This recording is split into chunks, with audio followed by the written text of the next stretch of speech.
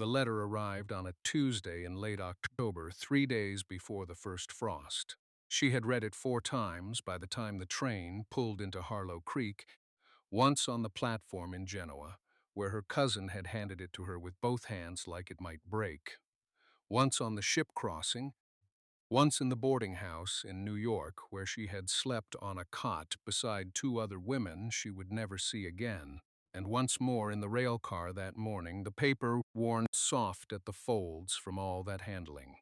The terms were plain: 1 season of household work, cooking, cleaning, managing the domestic arrangements of a widower's home on the edge of a prosperous cattle town in Wyoming Territory, room and board provided. Wages of $6 monthly, no children to care for.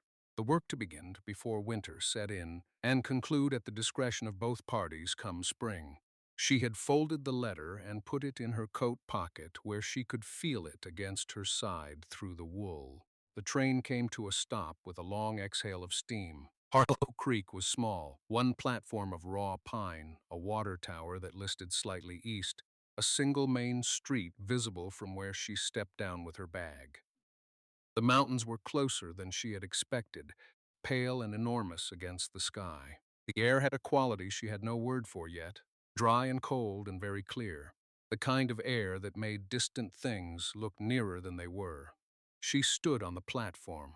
There were perhaps a dozen people moving on the street beyond the depot, and a few men waiting near the freight car.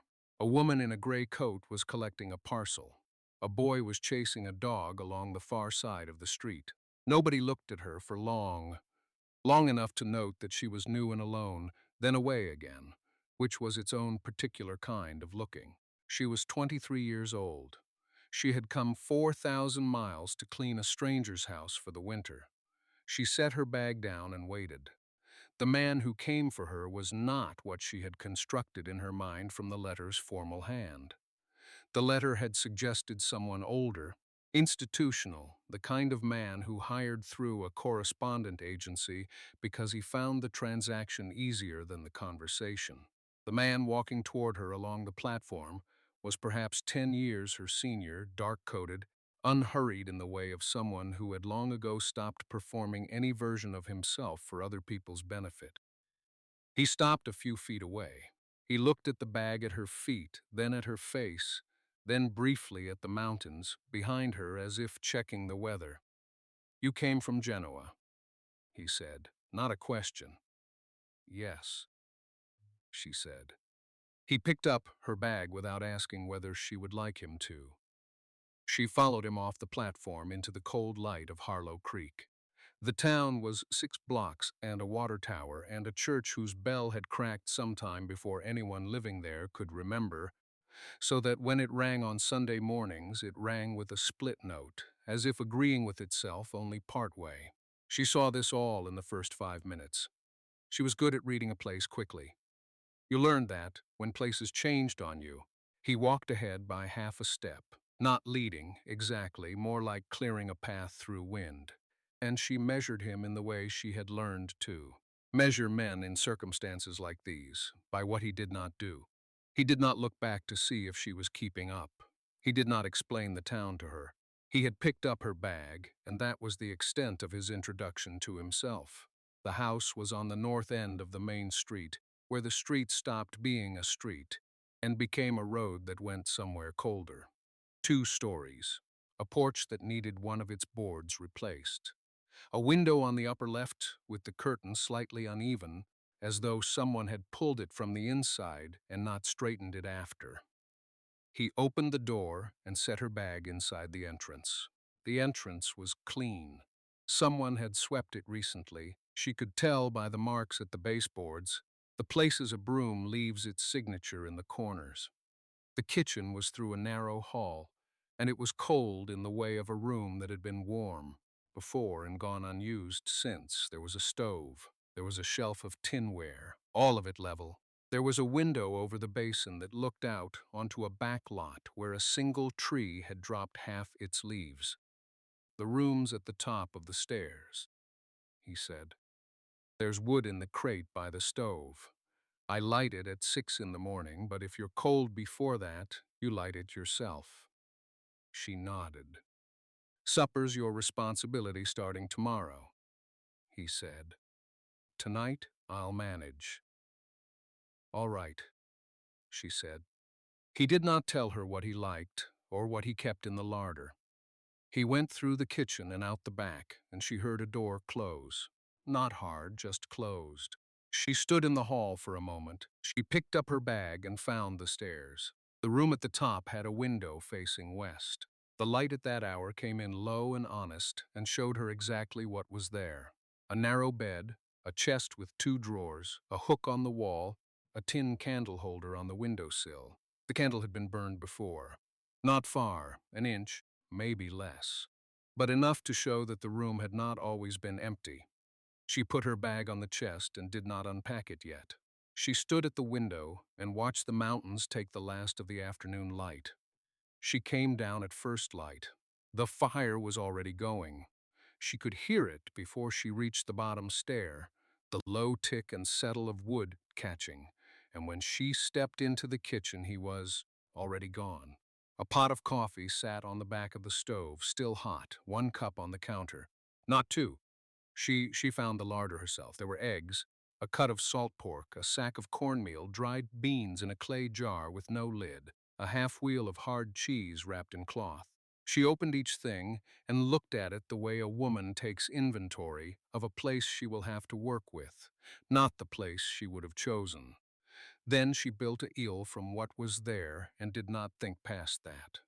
He came in when the food was ready, as though he had heard it from outside. Though she had made no noise, he sat. She set the plate down. She took the chair across and ate without looking at him. The kitchen faced east, and the morning light was sharp and level. It showed the grain in the table, a crack along the near edge she hadn't noticed before, a ring from some cup set down wet a long time ago. He said, "The beans want soaking the night before." She said, "I'll remember that." He did not say anything else. He finished, pushed his chair back, put his plate in the basin, and went out again. She sat with her coffee. The room was quiet in the way rooms are quiet when they've held a lot of silence over a long time. Not empty, just accustomed to it. She washed the dishes. She found where things went by looking, not asking. She dried her hands on a piece of cloth hung from the oven handle, and then she stood in the middle of the kitchen and thought about what was next. There was a basket near the door. She had walked past it 3 times without really seeing it. A mending basket, she realized. Thread, a blunt needle stuck through a folded square of cloth. A boy's shirt with a torn sleeve collapsed over the side of it. She picked up the shirt. Small shoulders. 6 years old, maybe 7. She set it back. She would ask before she touched someone else's work. That was the correct thing, and she knew it. But she stood there for a moment with the sleeve across her palm, the tear clean and straight like it had caught on something and pulled without warning. She folded it back the way she had found it and set the basket exactly where it had been. Outside, a wind was coming down from the peaks. She could hear it moving through the gap between the house and the barn before she could feel it. A low sound the walls let in just enough to know the cold was still there, still patient, still waiting. The wind found the door frame before it found her. She heard the latch rattle once, then settle. The kitchen had gone dim the way kitchens do in late afternoon, when the light shifts, and no one has thought yet to light the lamp. She did not light it. She stood at the window instead and watched the yard below. The fence, the barn door left half open, the wide, flat sky going pale at its edges where the peaks interrupted it. She had been in the house perhaps 4 hours. She did not know where he was. She did not know where the boy was. She knew where the broom was, and the flour, and the loose board near the pantry door that caught under her heel if she came at it straight. She had already learned to step around it. She found the lamp oil on the second shelf, trimmed the wick with the small scissors hung on a nail beside it, and lit it. The kitchen came back, warmer than it had been a moment ago, or at least it seemed that way. The door opened at 1/2 past the hour. She knew it by the light, not by any clock, the light through the window going from pale to gray to the flat blue-gray that meant the day was nearly done. He came in first. He moved the same way she had noticed on the platform.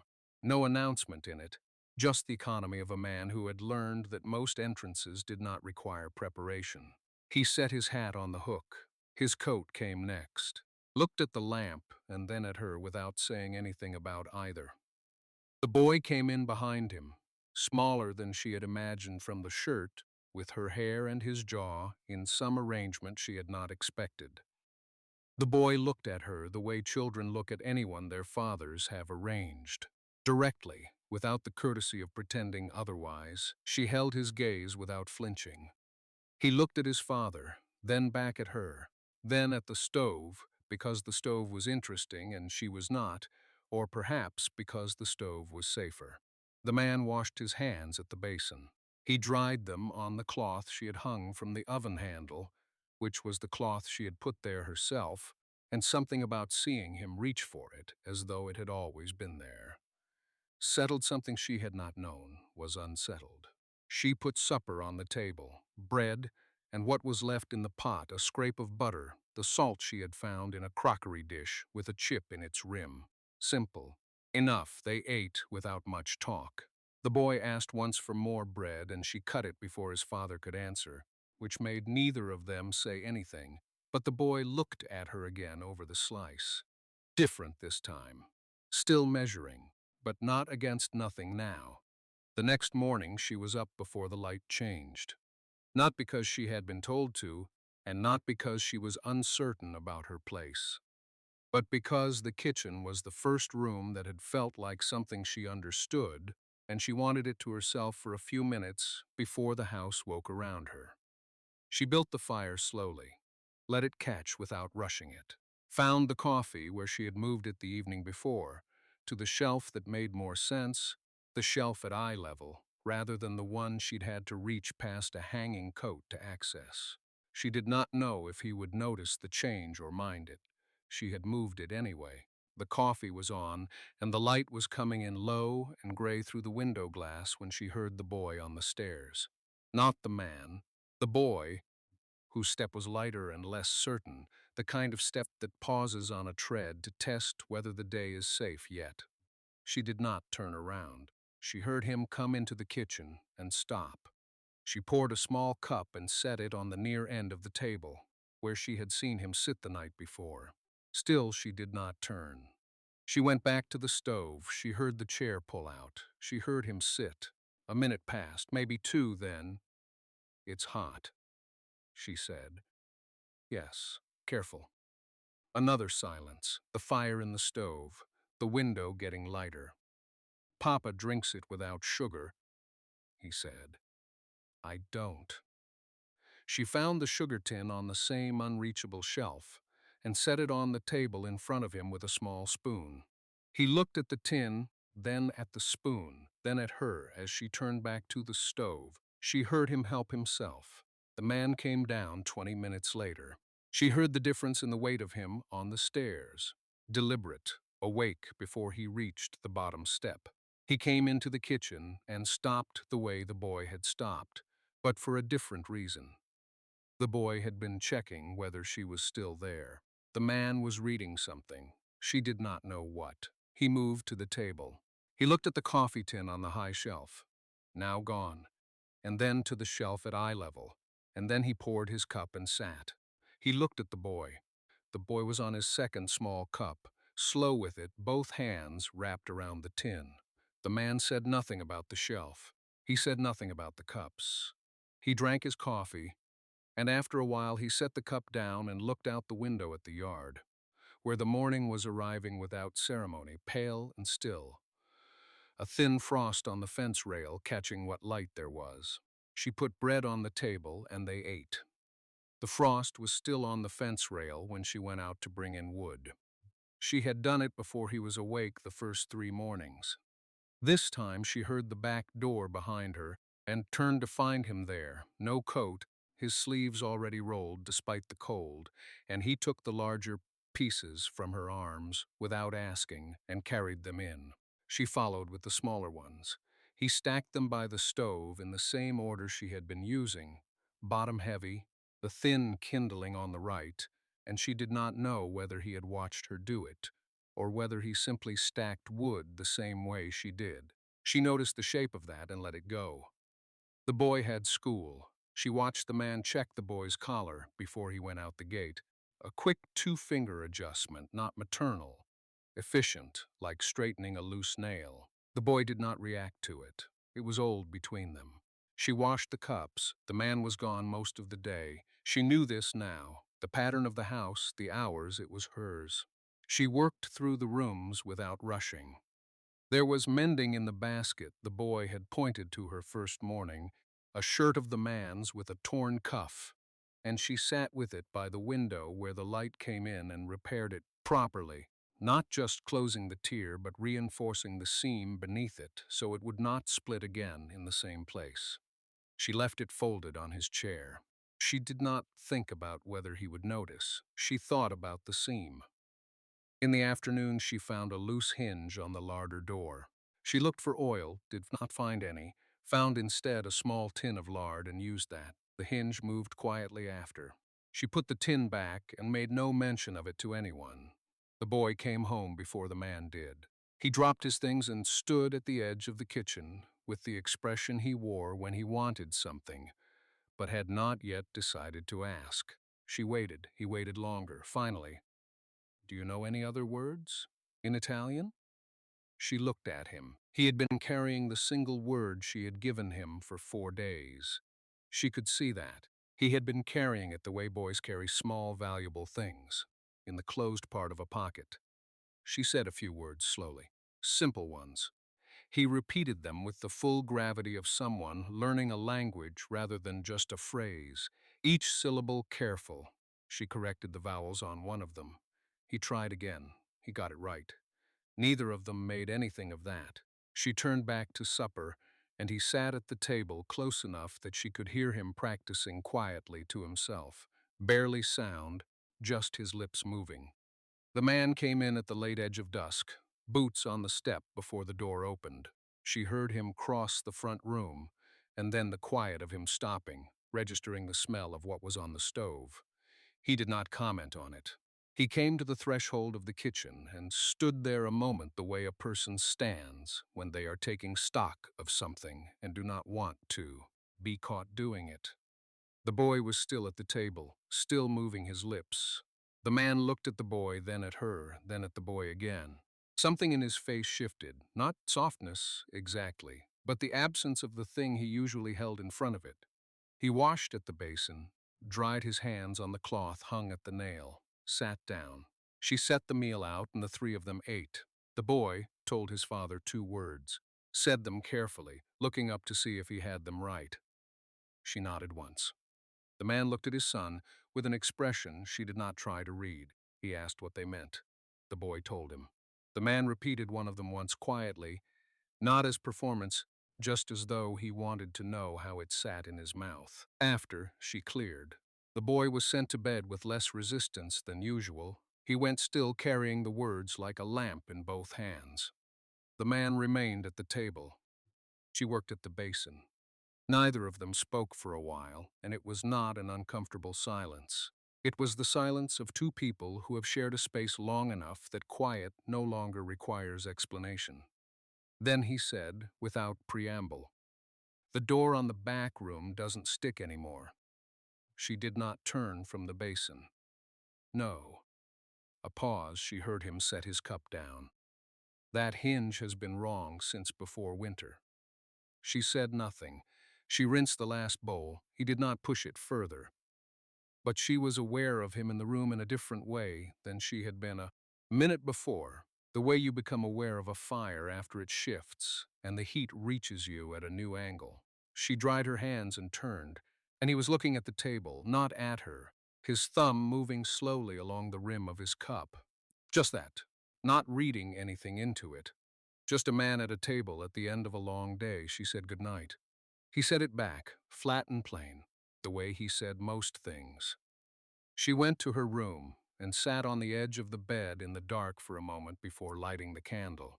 Through the wall she could faintly hear the boy, barely sound at all, still practicing. Getting the vowels right. The next morning, she found a small jar on the kitchen windowsill that had not been there the night before. She stood looking at it. Clear glass, maybe 3 inches tall, with a cork pressed in at the top inside it. Dried sage and a short sprig of something she did not immediately recognize. She pulled the cork and held the jar to her nose. Lavender, faint and old, mixed with the sage. The kind of thing you kept in a linen drawer. The kind of thing a woman kept. She set it back on the sill and did not ask about it. He was already in the yard when she came through the back. She could hear the axe at steady intervals, clean splits, the sound carrying flat across the cold. She started the stove and put water on and stood at the window watching him work without meaning to watch him work.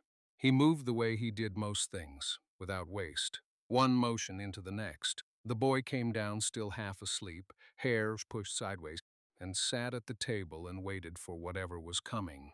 She put bread in front of him. He ate without ceremony, looking at nothing in particular, and then said, apropos of nothing, he said, "You know Italian songs." She turned from the stove. The boy was pulling a loose thread at his cuff. He said that?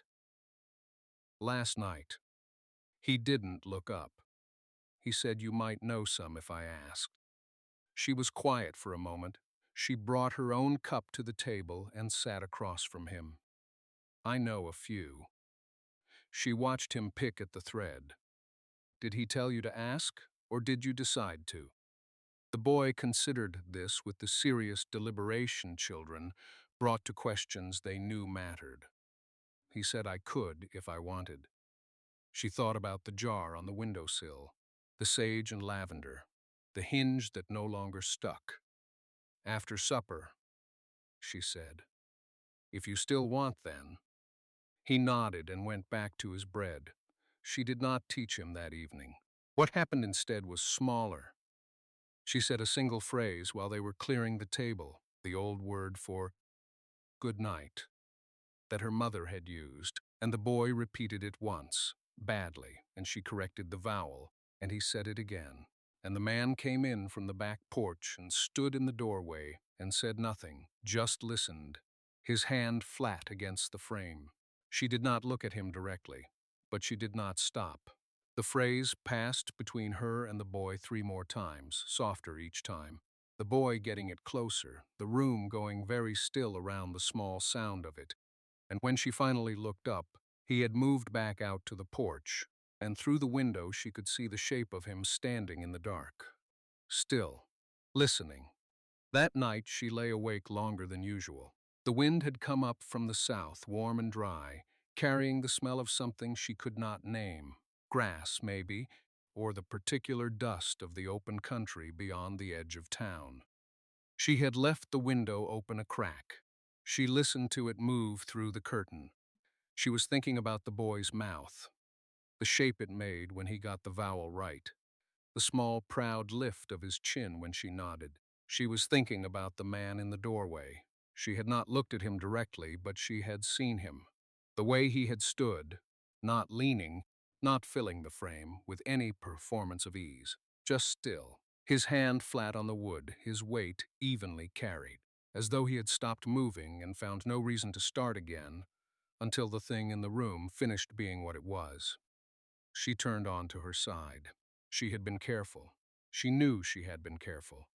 She had kept herself useful and contained and present only in the ways the arrangement required.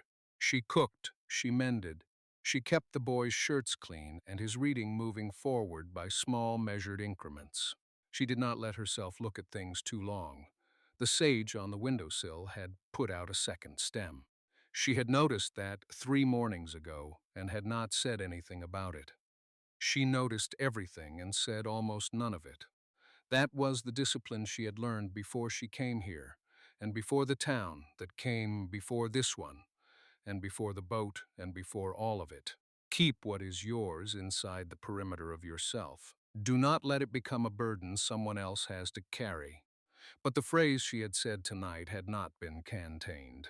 It had come out of her before she made a decision about it. Her mother's word, worn smooth from years of use, and she had said it to the boy the way her mother had said it to her, with that particular downward softness on the last syllable, the way you said a word when you meant more than the word. When you meant, stay safe until morning, mean something to someone when you wake. She had not meant to give that away. She looked at the ceiling. The wind moved through the curtain again, and in the quiet that followed, she heard something she had not expected. The creak of the porch step, the one that had been fixed. She knew its sound now the way she knew all the sounds of this house, and this was not a loose step. This was weight, deliberate. Someone sitting down in the dark. She did not move. She listened to him there, and the wind settled, and neither of them made another sound. She lay still for a long time. She was not afraid. That was the first thing she understood. There was no fear in what she felt lying in the dark, listening to his weight on that step. What she felt was something quieter and more unsettling, the particular stillness of a woman who has just realized she has been listening for a sound without knowing she was listening for it. She counted the sounds she could name: the curtain, the horse at the far end of the livery shifting in its sleep, the distant complaint of a shutter somewhere down the street that had never been properly latched, and under all of it, steady, not moving, his weight on the porch. She did not know what had brought him out there. She did not need to. There were nights a room became too small, and you went somewhere the sky could remind you of your actual size, and you sat with that knowledge until you could breathe again. She understood that. She had done it herself in the weeks before she had come to this town, sitting on whatever step or stoop was available, letting the dark do its work. She turned on her side. The moonlight had moved to the far corner of the floor and lay there in a flat, pale shape, doing nothing. She thought about the boy, the sound he had made when she said the word. Not surprise. Something more like recognition, the way you recognized a thing you had not known you were missing. She had not expected to feel what she felt at the sound of it. That ache just below the sternum, the one that was not quite pain. The one that meant something was still intact in you that you had assumed was gone. She had kept herself careful. She had known from the first week what the risk of this house was. Not in any improper sense, but in the deeper sense. The risk of comfort. The risk of a routine that began to feel like it belonged to you. The risk of a child who said your name in a particular way, and a man who left a cup of coffee on the counter without ceremony. The way you left something for someone whose presence you had stopped having to think about because it had simply become part of the morning. She pressed her palm flat against the mattress. Outside, he did not move. She wondered if he was watching the same stripe of moon she had watched earlier, or if his eyes were closed, or if he was looking at nothing in particular the way a man sometimes looked at nothing when he was actually thinking about something he did not have a name for yet. The shutter down the street complained once more and went quiet. She closed her eyes. She did not sleep. Morning came without announcement. A thin gray light first, the kind that did not commit. Then the rooster from behind the livery. Then the particular sound of a door on its iron hinge, the one that needed tending, the one he had not yet gotten to. And she heard his boots cross the porch and descend the 2 steps and stop. She was already dressed. Had been for an hour. She came down to find in the kitchen, holding the smell of yesterday's fire, and something underneath it, the cold mineral smell of a house in early autumn that has not yet been heated for the day. The coffee pot was on the stove, but the fire was not lit. She lit it herself. Her hands knew the task without requiring her attention, and she was glad for that. Glad to have something her hands could do while the rest of her settled back into its ordinary arrangements.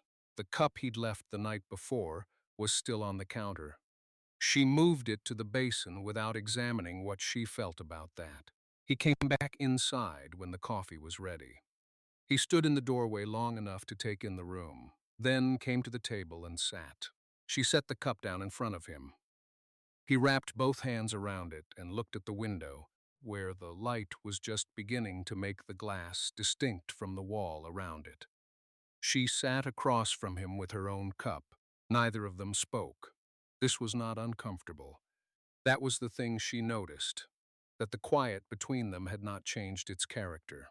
It was the same quiet it had been for weeks now, practical and without demand. Whatever had passed between them last night in the doorway, in the space between the hallway and her room, it had not broken the quiet. It had only deepened the bottom of it. He turned his cup once on the table. Set it down. He said, she has a birthday coming.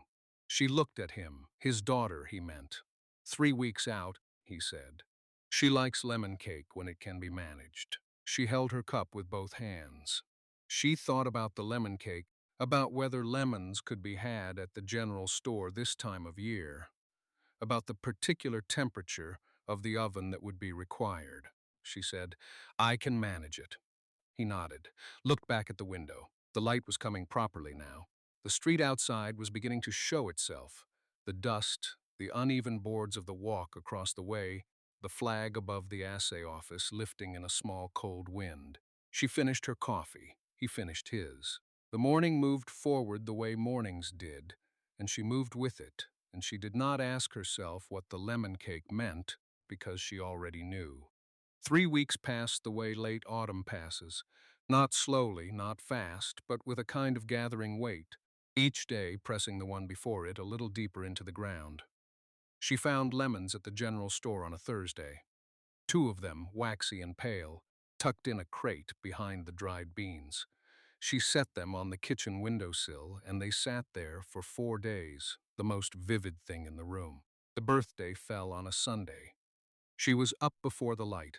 She had the oven hot by the time she heard the small footsteps in the hall, and she turned to find the girls standing in the doorway in her nightgown, hair loose, watching with the serious expression she wore when she was trying not to want some too much.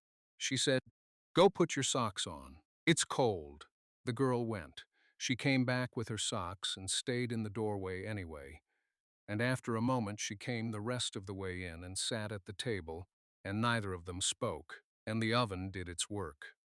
He came down later, when the cake was cooling on the counter. He stood in the doorway the same way his daughter had, and looked at the cake, and then at her, and then at the window. He said, You got lemons, she said, Thursday. He nodded. The girl ate 2 pieces at noon and fell asleep on the settee in the front room with her mouth still faintly sweet. He covered her with the quilt from the chair arm without waking her.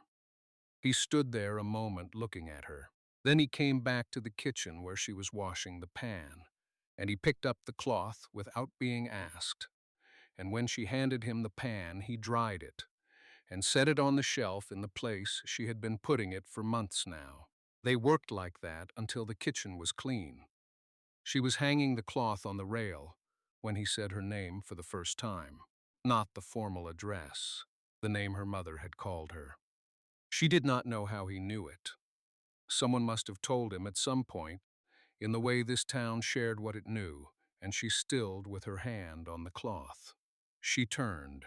He was standing with his back against the counter, arms loose at his sides, and he was looking at her the way a man looks at something he has already has decided about for longer than he has admitted. He said, I'd like you to stay, not through the season, not for the girl, just stay. Outside, the wind moved through the empty street, and the flag above the assay office lifted once and settled, and the door stood open between them.